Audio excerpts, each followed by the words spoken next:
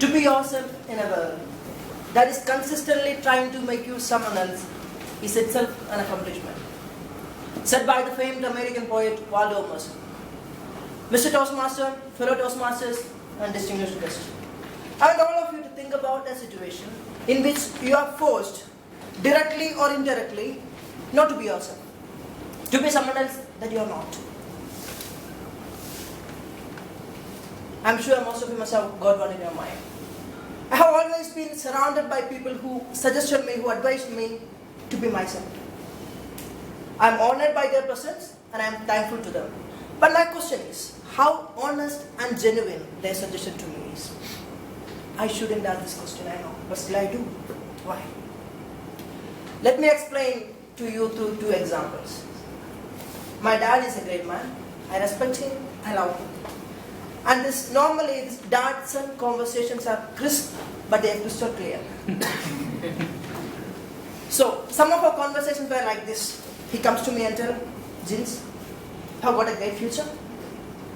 You have to find what you want to do in your life. You have to find your passion. And you have to show to this world what you are capable of. I was like, what a great privilege to have a dad like that. Then suddenly he asked, so what are you going to do? Then I look at him and tell him that I don't want to go to medicine, I don't want to go to engineering, I want to go to literature or social studies, something like that. That is the moment.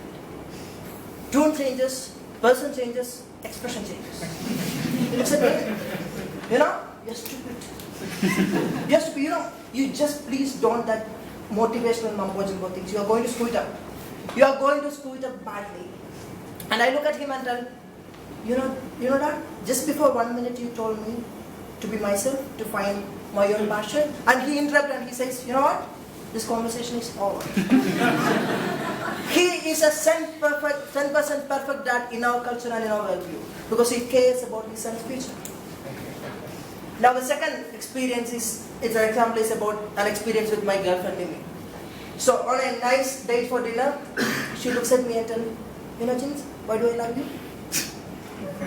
You speak to your mind. You're so frank with your words.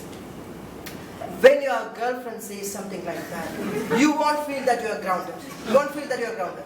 So I look at her and tell, you know what? If you want someone who doesn't speak his mind, I'm not your man. In fact, that is a dialogue from the TV serial Suit.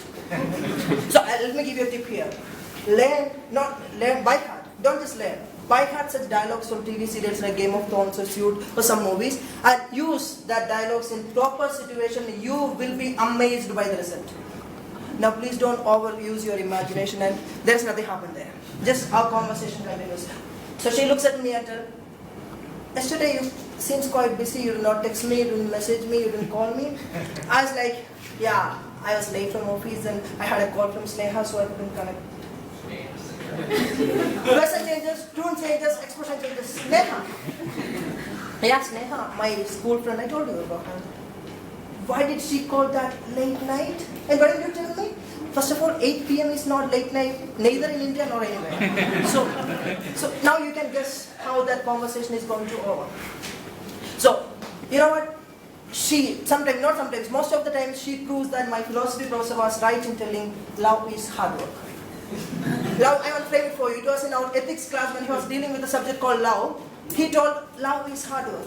And I leaned over to my friend and I told, you know what? I don't like his categorization of calling love was hard work. So how someone can go to someone and say, I really work hard to love you. It doesn't make sense. So this my classmate, he said, yeah, I could not digest that statement. Why can't you ask the same to the professor? So like a fool, I did. I stood up and I asked him, sir, I cannot understand your statement, your categorization of calling love was hard work.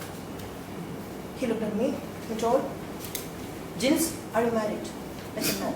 Then shut up and sit down, you don't know what you're talking about. So, now do you really think these two persons I mentioned here, they don't love me, they don't care about me, they don't want me to grow? Of course they do. But still they contradict their suggestion for me through their action. It's because when the world looks at you, it has got a lot of assumptions. It has got a lot of prejudices. And assumptions and prejudices are never ever good sources of conclusion. Let me repeat. Assumptions and prejudices are never ever good sources of conclusion. The irony is, most of the time these assumptions and prejudices are because of true love and true care, like my case. So am I telling you that it is not fixable? Of course it is fixable, not by them, but by you. Whether we are aware or not, we all are in pursuit of that one query. Who am I? Who am I? Who am I? It was Alexander Graham Bell who told, what that power is, I can say. All I know is it exists and becomes available only when a man or woman is in that situation of mind in which he or she knows exactly what he wants to do and fully determined not to give up till he or she reaches there. In order to be yourself, first you have to find who you are. Don't question how small that USP is, whatever it is. Don't question how small that special skill which you got. Because it is with that small USP.